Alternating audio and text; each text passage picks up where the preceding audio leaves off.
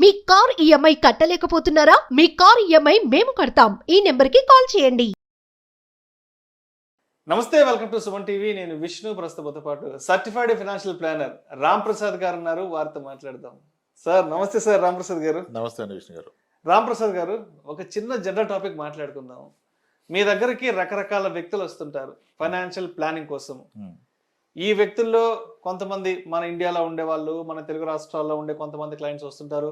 మరి కొంతమంది అబ్రాడ్లో సెటిల్ అయిన ఎన్ఆర్ఐలు వస్తుంటారు. అండ్ వీళ్ళల్లో కొంతమంది అంటే కొంత లోయర్ ఇన్కమ్ గ్రూప్ ఉన్న వాళ్ళు వస్తుంటారు. మరి కొంతమంది హయ్యర్ ఇన్కమ్ గ్రూప్ ఉన్న వాళ్ళు వస్తుంటారు. కాబట్టి సో మీరు కూడా మార్కెట్లో చాలా ఏళ్ళ నుంచి ఉన్నారు. మీకు చాలా పెద్ద ఎత్తున క్లయింట్ బేస్ ఉంది. కాబట్టి మీరు ఇంతమంది వ్యక్తుల్ని డీల్ చేస్తుంటారు కదా. సో వాళ్ళతో మాట్లాడేటప్పుడు అంటే వాళ్ళు చేసే కొన్ని మిస్టేక్స్ మనకు అర్థం అవుతుంటాయి. అంటే మీరు ఎప్పుడైనా ఏంట్రా బాబు మరి ఇలాంటి దారుణమైన మిస్టేక్స్ కూడా చేస్తారా, మరి ఇలాంటి చిన్న చిన్న విషయాలు కూడా వీళ్ళకి తెలియవా, వీళ్ళకి అర్థం కావా, వీళ్ళు తెలుసుకోలేరా అని మీరు ఎప్పుడైనా అసహనంగా ఫీల్ అయిన సందర్భాలు ఏమన్నా ఉన్నాయా? అంటే వాళ్ళు చేసే ఆర్థిక విషయాల పట్ల తప్పులు ఏవైతే ఉన్నాయో వాటి గురించి మాత్రమే. చాలా ఉంటాయి సార్. నిజంగా చెప్పాలంటే చాలా మంది వాళ్ళు రియలైజ్ అవుతారు మన దగ్గరకు వచ్చే ముందే. వచ్చాక సార్ మీరు దయచేసి ఇది ఎక్కడ చెప్పకండి సార్ వీడియోలో అని చెప్తున్నారు. అదొక భయం అయిపోయింది. నేను అప్పుడప్పుడు చెప్తూ ఉంటాను కదా. అప్పటికి నేను నిజానికి ఒక విషయం చెప్పదలుచుకున్నప్పుడు కంప్లీట్గా మార్చేస్తాను స్టోరీని. ఒకరికి ఇబ్బంది అవ్వకూడదు, అలా అని మళ్ళీ 10 మందికి ఉపయోగపడాలి. అది కదా మన ఉద్దేశం. సో మేజర్ మిస్టేక్స్ ఎక్కడ జరుగుతాయంటే చాలామంది అంటారు మీరు ఇంత సంపాదిస్తారు కదా, ఇంత సంపాదించినప్పుడు దాన్ని ఎక్కడ పెట్టాలని కూడా టైం తీయాలి కదా అంటారు. ఆలోచించాలి. అలా ఏం కాదు. యాక్చువల్లీ చాలా టైం తీస్తాడు పెట్టాను, కానీ అంత టైం తీసి రాంగ్ ఇన్వెస్ట్మెంటే పెడతారు. ఇప్పుడు అంటే ఒక ఎగ్జాంపుల్ చెప్తాను. గత 1 ఇయర్లో నేను చేసిన ఫైనాన్షియల్ ప్లానింగ్స్లో నన్ను కలిసిన వాళ్ళలో ఒక 400 మంది పైగా ఓన్లీ ఐటీ నుంచి వచ్చిన వాళ్ళు ఉంటారు. సాఫ్ట్వేర్ ఐటీ ఎంప్లాయీస్ ఉంటారు. సో వీళ్ళల్లో ఒక 50 మంది అట్లీస్ట్ ఒక 50 మంది ఐటీ వాళ్ళు గత 8 ఏళ్ళుగా 7 ఏళ్ళుగా మ్యూచువల్ ఫండ్స్లో ఇన్వెస్ట్ చేస్తున్న వాళ్ళు వచ్చారు. సమ్వేర్ ఇన్ 2016-17 టైంలో అన్ని mutual fund companies investor awareness programs అని చెప్పి హెచ్ఆర్స్ దగ్గర పర్మిషన్ తీసుకొని వాళ్ళ క్యాంపస్లకు వెళ్ళి ఎడ్యుకేషన్ సెమినార్స్ ఇచ్చాయి. అప్పుడు కొంతమంది ఎస్ఐపీలు స్టార్ట్ చేశారు. ఇనిషియల్గా 2000, 5000, 10,000, 15, 20 జాబ్ పెరుగుతున్న కొద్దీ కాస్త పెట్టారు. బాగుంది, బాగా పెరుగుతున్నాను. అలా పెట్టిన వ్యక్తులంతా ఒక 50 మంది చెప్తున్నాను, మిగిలిన వాళ్ళు కాదు. పెట్టిన వాళ్ళు ఒక 50 మంది. లాస్ట్ ఇయర్ చూస్తే CAGR 22-23 ఉంది. మార్కెట్ బాగా ర్యాలీ వచ్చింది. 40% ఇయర్ వచ్చినప్పుడు వచ్చింది. ఇంత రిటర్న్ వచ్చింది కదా, ఇంకుంటే కష్టం ఇక్కడ అని చెప్పేసి అది తీసేసి తలాలు కొనేసారు వెంచర్స్లో. తప్పే ఉంది, మంచి పనే కదా. నేను అడిగాను, సార్ ఎందుకు సార్ ఇప్పుడు 22% CAGR వస్తుంది మీరే చెప్తున్నారు, ఎవరి హెల్ప్ లేకుండా మీరు చేసుకొని సరే రెగ్యులర్ ఫండ్ పెట్టి ఎవరు హెల్ప్ తీసుకొని 20 ఉంది, అందరికి చాలామందికి ఉంది. మరి 19, 20, 21 వచ్చినప్పుడు తీసుకెళ్ళి స్థలం కొన్నారు కదా సార్ వెంచర్లో, ఎందుకు కొన్నారు అన్నాను. పెరుగుతుంది కదా సార్ అంటాడు ఆయన నాతో. ఎంత పెరుగుద్దండి అన్నాను. బాగా పెరుగుద్ది అంటాడు. బాగా తక్కువగా మీనింగ్లెస్. ఎంత అనేది ఒక పర్సంటేజ్ చెప్పాలి. ఎంత పెరుగుతుంది అనేది, బాగా పెరుగుతుంది తక్కువగా పెరుగుతుంది అనేది meaningless. You tell me A percentage కదా. ఇప్పుడు బ్యాంక్ ఎఫ్డి చేస్తే ఏం అడుగుతున్నావు, ఎంత వడ్డీ అన్నావు, ఈయన 7 చెప్పాడు. స్మాల్ ఫైనాన్స్ బ్యాంక్ 8 చెప్తే అడిగి వెళ్ళిపోయావు. మ్యూచువల్ ఫండ్ 3 పెడితే మూడింటిని కంపేర్ చేసి ఇది 16 ఇచ్చింది, ఇది 14 ఇచ్చిందని కదా మార్చావు. మరి నువ్వు కొన్న స్థలానికి చెప్పాలి కదా, ఎంత వస్తుంది చెప్పు అన్నాడు. డబుల్ అవుతుంది సార్ అన్నాడు. డబుల్ ఎంత అంటే 100% అన్నాడు. ఎన్ని నెలలు అవుతుంది? నీ మ్యూచువల్ ఫండ్ 4 రెట్లు అయితే 400% చెప్పట్లేదు కదా, 17-18 చెప్పావు కదా. అలా చెప్పు నాకు, నీ స్థలం ఎంత పెరుగుతుంది అంటే 6 ఇయర్స్లో డబుల్ అవుతుంది సార్ అన్నాడు. 6 ఇయర్స్లో డబుల్ అవుతుంది అంటే ఎంత? చాలా బాగా పెరుగుతుంది. బాగా కాదన్న, ఎంత? 2,72, 12% సార్. 12 సార్. మరి 18, 19, 20లో పెరుగుతుందని చెడగొట్టేసి నువ్వు 12% వచ్చేది ఎందుకు కొన్నావు కదా. 12% వచ్చేది ఎందుకు కొన్నావు? అలా కాదు సార్. మరి ఎలా చెప్పండి సార్? స్థలం కదా సార్. అయితే ఏంటి, నువ్వు వెళ్ళి ఉంటున్నావా? నువ్వు ఇల్లు కడతావంటే కొను, లేదు కదా పెట్టుబడిగా పెట్టావు కదా, అప్పుడు రిటర్నే చూడాలి. అలా కాదు సార్. మరి ఎలా చెప్పండి అంటే, సార్ శోభన్ బాబు గారు చెప్పారు కదా సార్, ఏమని చెప్పారు? మనుషులు పెరిగిపోతూ పోతుంటారు, భూమి పెరగదు, కాబట్టి అవకాశం ఉన్నంత వరకు కొనుక్కొని చెప్పారు. ఆయన చెప్పింది ఎప్పుడు ఆ రోజు స్థితిగతులు పరిస్థితులు ఏంటి, ఆయన చేసిన ప్రొఫెషన్ వేరు, మీరు చేస్తున్న ప్రొఫెషన్ వేరు.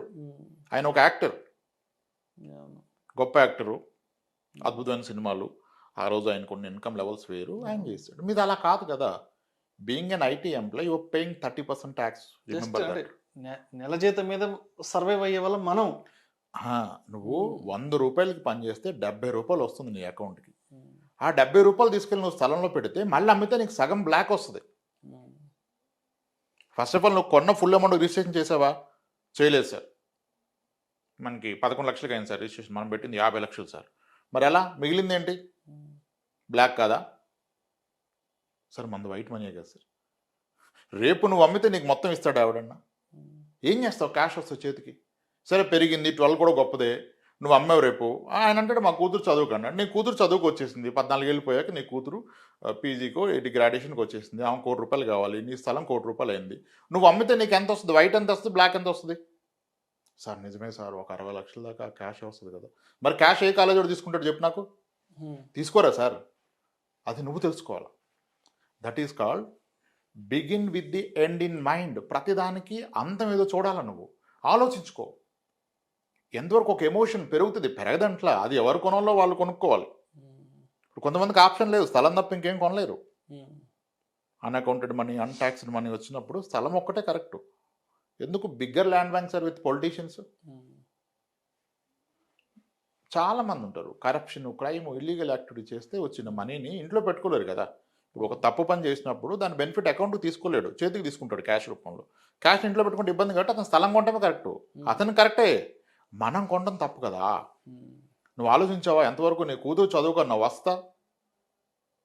నేనేమంటానంటే ఇప్పుడు ఇవన్నీ వాళ్ళు ఎంత ఇన్ఫార్మ్ చేసి రీసెర్చ్ చేసి ప్రతి సాటర్డే క్యాబ్లోకి వెళ్ళిపోయి తీసుకున్నారుగా, ఎన్నో చూసి కదా. కానీ నువ్వు తీసుకుంది ఏంటి ఆఖరికి? నీ పాప భవిష్యత్తు అన్నావే, ఇప్పుడు భవిష్యత్తు ఉందా? నేను ఒకటే మాట అడుగుతాను, ఆ అసెట్స్ అన్ని రాశాక సార్ రేపు మార్నింగ్ మీరు నిద్ర లేకపోతే ఈ ఆస్తుల్లో ఎన్ని మీ ఫ్యామిలీ మేనేజ్ చేస్తారు చెప్పండి. అదేంటి సార్ అట్లా అన్నారంటే? అదొకటి ఉండబట్టే కదా మీరంతా టర్మ్ ఇన్సూరెన్స్ తీసుకున్నారు ఆన్లైన్లో. పోతారనే కదా. మరి పోతే ఏంటి? వ్యక్తి పోతే అతనుకున్న ఆస్తులు ఫ్యామిలీ మేనేజ్ చేయగలిగితే అది సరైన ఆస్తి. ఏమో సార్ అది నేనే పోయి చూడలేదు సార్. మరి ఎవడెళ్ళి చూస్తాడు? ఎవడ కొరకు కొన్నావు? ఎమోషన్. రిటర్న్ చూడట్లా. నువ్వు ఇల్లు కట్టడానికి స్థలం కొనుక్కో, ఓకే. నీ పెట్టుబడిగా కొన్నప్పుడు నువ్వు ఎన్నో ఆలోచించాలా? ఆ పెట్టుబడి తిరిగి ఎలా వస్తుంది నీ చేతికి, నువ్వు ఎలా వాడతావు అది ఆలోచించరు. ఇంకోటి చెప్తాను, ఇది అందరూ చాలామంది చూశాను, బాధేస్తుంది. అంటే అక్కడ స్టేట్మెంట్లో నాకు 20% 19 చూపించాడు సార్ అంటాడు. మరి ఇక్కడ ఎంత అంటే 100% అంటాడు. అదేంటి?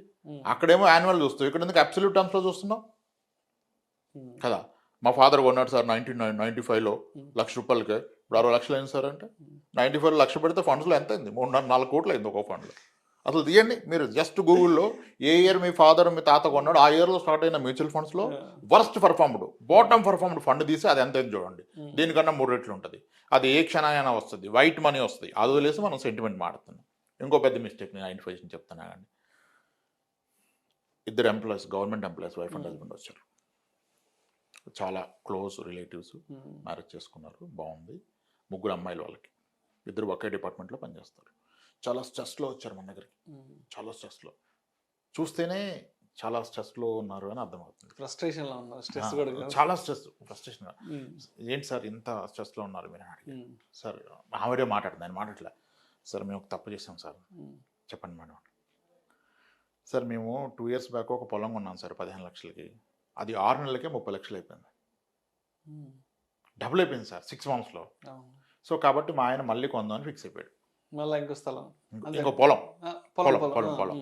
సో వీళ్ళిద్దరూ ఒకే డిపార్ట్మెంటు, ఇద్దరిది 1 lakh శాలరీ. 3 అమ్మాయిలు ఉన్నారు కదా, బాధ్యత ఎక్కువ, ఏదో చేయాలి అని ఆశ. ఓకే, మరి ఏమైంది మేడం అంటే, అయితే మా హస్బెండ్ మళ్ళీ కొందామని పర్సనల్ లోన్స్ అతన్ని పిలిచారు సార్. మాకు ఎంత వస్తుంది ఎలిజిబిలిటీ అని కనుక్కున్నాం సార్. యాక్చువల్గా అయితే 25 లక్షలు వస్తుంది సార్ మనిషికి పర్సనల్ లోన్. 25 లక్షలు వస్తే 50,000 వరకు ఈఎంఐ పడుతుంది. మాకు వచ్చే 1,00,000 రూపాయలు 50,000 కడితే ఓకే. అయితే మా ఆయన విషయం అంతా చెప్పాక ఆయనే ఉన్నాడు, సార్ మీకు ఎందుకు అంత పెరుగుతుంది కదా, ఒక పని చేద్దాం సార్, నేను మీకు మనిషికి ₹1,00,00,000 ఇప్పిస్తానంట. ఎలా వస్తుంది ₹1,00,00,000? బ్యాంకర్ రూల్ ఏంటంటే మీకు వచ్చే మంత్లీ గ్రాస్లో 50% can be your overall EMI. ₹1,00,000 జీతం వస్తే 50,000 ఈఎంఐ అంటే 25,00,000 వస్తుంది. కానీ ఆయన ఏం చెప్పాడు, మనిషికి ₹1,00,00,000 ఇప్పిస్తున్నాడు. ఎలా ఇస్తామంటే మీకు ఎందుకు సార్, నేను 4 బ్యాంకుల్లో చేపిస్తాను, అప్రూవ్ అయ్యాక ఒకే రోజు డిస్బర్స్మెంట్ చేస్తే వస్తుంది. That's a very wrong practice. That's crime అది, అంతే క్రైమ్. చేపించాడు, ఇద్దరికి 112 crores వచ్చింది, క్రెడిట్ అయిపోయినాయి. చేపించాడు, ఆ చేపించాను కమిషన్ వస్తే ఆయన చేపిస్తాడు, ఆయన తప్పేం లేదు. ఆయన మంచిగా ఈయన స్టోరీయే వాడుకున్నాడు. పెరిగిపోద్ది కదా సార్, ఏముంది సార్, ఒక 1 yearలో పెరిగిపోతే సగం అమ్మినా లోన్ తీరిపోద్ది, సగం మిగిలిపోద్ది అన్నాడు. మరి ఇలా కడతా అన్నాడు. ఆయన ఏం ప్లాన్ ఇచ్చాడు, సార్ ఒక పని చేయండి, 2 కోట్లు అకౌంట్లో పడ్డాక ఒక 1 year ఏమై పక్కన పెట్టేసుకోండి, టెన్షన్ లేకుండా కదా. ఇద్దరు మంత్లీ 4 lakhs కట్టాలి కదా, జీతాలు 2 లక్షలే కదా. ఆ మంత్లీ డిఫరెన్స్ ఉన్న 3 లక్షలు పక్కన పెట్టేసుకోండి, 36 lakhs పక్కన పెట్టుకోండి. మీ జీతం నుంచి 1 లక్ష కట్టండి సార్, 50,000 మిగిలిన 36 lakhs పక్కన పెట్టుకోండి. ఈ 1 year ఎలాగో పెరుగుతుందిగా, అప్పుడు అమ్మేసి క్లోజ్ చేద్దామంటే పర్ఫెక్ట్ అని కొన్నారు. ఇప్పుడు ఏమైంది, వాళ్ళు కొని 1.5 year అయింది, ఇప్పుడు బయ్యర్ లేడు, పెరగట్లేదు అక్కడ. ఈ 36 lakhs అయిపోయింది. నెక్స్ట్ మంత్ నుంచి ఈఎంఐ లేదు, ఈఎంఐ కట్టిన డబ్బులు లేవు, పొలం కొనేవాళ్ళు లేడు. అన్నిసార్లు అలా ఉండదు కదా సిచ్యువేషను. ఇప్పుడు టెన్షన్లోకి వెళ్ళిపోయి ఆవిడ అంటది, సార్ అసలు ఇంట్లో ఉండట్లేదు, మాట అంటలేదు, పిల్లల్ని అరిచేస్తున్నాడు, వెళ్ళిపోతే ఫోన్ ఎత్తడు, 2 daysకి ఒకసారి వస్తాడు, నిజంగా చాలా టెన్షన్గా ఉంది సార్ లైఫ్లో. అసలు ఎంతో బాగా చూసుకునే వ్యక్తి, మంచిగా ఉండే వ్యక్తి, ఇంట్లో వాళ్ళతో మాట్లాడలేదు, 2 days రాడు సార్ ఇంటికి. ఏమైపోవాలి సార్, టాబ్లెట్లు వేసుకున్నాడు సార్, బీపీ వచ్చేసి సార్ అంది. అసలు ఇంట్లో ఉండట్లేదు సార్, దొరకట్లేదని. ఒక 6 నెలలు పోతే ఇంట్లోనే ఉంటాడమ్మా అన్న. అదేలా సార్ అంది. ఓపెన్ హార్ట్ స్టంట్ అయిపోద్దిగా అన్నా. సార్ అలా అనకండి ప్లీజ్ అంది. అనేది ఏంటమ్మా, చేతిలో చేసుకొని అలా అనేది ఏంటి, చాలా జబ్బులు ఎవడికి ఆడే తెచ్చుకుంటాడు, ఎవడెవడో. సార్ అట్లా అంటారేంటి సార్ అంది. మరి ఇంకంతే కదమ్మా, ప్రజల్లోకి వెళ్ళిపోతున్నా, మరి ఇప్పుడు ఏం చేయమంటారు సార్ మమ్మల్ని? ఆ ఉన్న స్థలాన్నో పొలాన్నో వచ్చి నేటికి అమ్మండి, ఆరోగ్యానికన్నా ఏది ఎక్కువ కాదు కదా. ఇద్దరు గవర్నమెంట్ ఎంప్లాయీస్, ఏం కావాలమ్మా మీకు, ఎందుకు టెన్షను? ఉన్న దాంట్లో ఏదో ఒక రేటుకి అమ్మేసి ఆ వచ్చిన డబ్బులతో ఒక 1 year ఏమై పక్కన పెట్టుకోండి, 1 year ప్రశాంతంగా ఉండండి, మీకు టెన్షనే లేదమ్మా. వాళ్ళిద్దరు సిపిఎస్ బ్యాలెన్స్లు తీసాయి, ఎన్పిఎస్ బ్యాలెన్స్లు ఉంటాయి కదా, ఈ రోజు ఉన్న బ్యాలెన్స్ని క్యాలిక్యులేట్ చేసి చూపించా, మీరు అసలు దేనికి టెన్షన్ పడాలని. వాళ్ళిద్దరిది కలిసి 24 లక్షలు ఉంది సిపిఎస్ బ్యాలెన్స్. ఒక లెక్క ప్రకారం CPS is nothing but mutual fund కదా, 11.6-12% రిటర్న్ ఇస్తుంది లాస్ట్ 10 years యావరేజ్. అలా చూస్తే వాళ్ళు కాంట్రిబ్యూట్ చేస్తున్న బేసిక్లో అమౌంట్ ఇది కలిపితే ఎవ్రీ 4 yearsకి డబుల్ అవుతూ వస్తుంది. వాళ్ళకున్న సర్వీస్లో వేస్తే దాట్స్ రన్నింగ్ అరౌండ్ 22 crore వస్తుంది రిటైర్మెంట్ నాటికి. వాళ్ళు సిపిఎస్ దేనికి అసలు మీరు లైఫ్లో టెన్షన్ లేని కష్టాన్ని కొని తెచ్చుకున్నారు. మీ రిటైర్మెంట్కి డోకా లేదమ్మా, మీరున్న 3 పిల్లలు సెటిల్మెంట్ తీసుకుంటే అయిపోద్ది. వాళ్ళ చదువులు మంచిగా వాళ్ళతో ఎంజాయ్ చేయక ఎందుకు వచ్చిన కష్టాలు ఇవన్నీ, ఎవడు పెరగమన్నాడు, ఉన్నాయి వేరే పొలాలు కూడా సరిపోతాయి. అంటే ఎమోషన్తో చేసే నిర్ణయాలు లెక్కలు ఉండవు మనకి, అంతే ఎమోషనే. డబుల్ అయిపోద్ది, ఎందుకు డబుల్ ట్రిపుల్, దేనికి, ఏ పర్పస్కి, ఎలా వాడతాం, ఆ క్వశ్చన్కి ఆన్సర్ ఉండాలి. మీ దగ్గర ఉన్న ప్రతి ఆస్తి మీ భవిష్యత్తు అవసరాలు దేనికో దాన్ని లింక్ చేయాలి.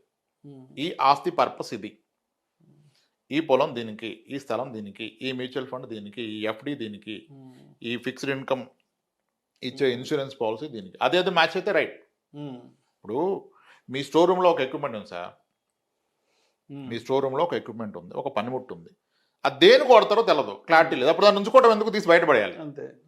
లేదు సార్, ఉంటే ఎప్పటికైనా ఎలా పద్ధతి ఉండాలి కదా, నిరుపయోగం కదా. పర్పస్ఫుల్ ఇన్వెస్ట్మెంట్ చేయాలి. పర్పస్ని మీరు ఊహించుకోకూడదు, ఎలా అయిపోద్ది అలా, నిజంగా అవుద్దా చెక్ చేయండి కదా ఈరోజు అది. సో మేజర్గా ఎమోషనల్ ఇన్వెస్ట్మెంట్ టువార్డ్స్ ఇవి రియల్ ఎస్టేట్ ఇన్వెస్ట్మెంట్స్. ఈవెన్ ఇల్లు కూడా ఎలిజిబిలిటీ ఉండదు, డౌన్ పేమెంట్ డబ్బులు ఉండవు. ఈయన జీతం ఒక 80,000 వస్తుంది టేక్ హోము, ఈయనకి లోన్ ఒక 40 లక్షలు ఎలిజిబిలిటీ ఉంటుంది, 30 లక్షలు లోన్ తీసుకుందాం అనుకుంటాడు, మిగిలిన 10 లక్షలు డౌన్ పేమెంట్ ఉండదు. ఉన్నప్పుడు ఏం చేస్తాడు, ఈయనకి ఆయన బ్యాంకర్ని అడుగుతాడు, ఆ లోన్కి ఈ లోన్ ప్యారలల్గా అటు హోమ్ లోన్ ఇటు పర్సనల్ లోన్ ప్రాసెస్ చేస్తాడు. ఈ ఒక 15 లక్షలు తీసుకొని అదొక 30 తీసుకుంటే నీకు వచ్చే 80,000 ఈఎంఐ 70,000 ఎలా బ్రతావు? ఏదో ఒకటి ముందు కొనేస్తే నడిపిద్దాడు, కొనేసాక నడిపించలేవు.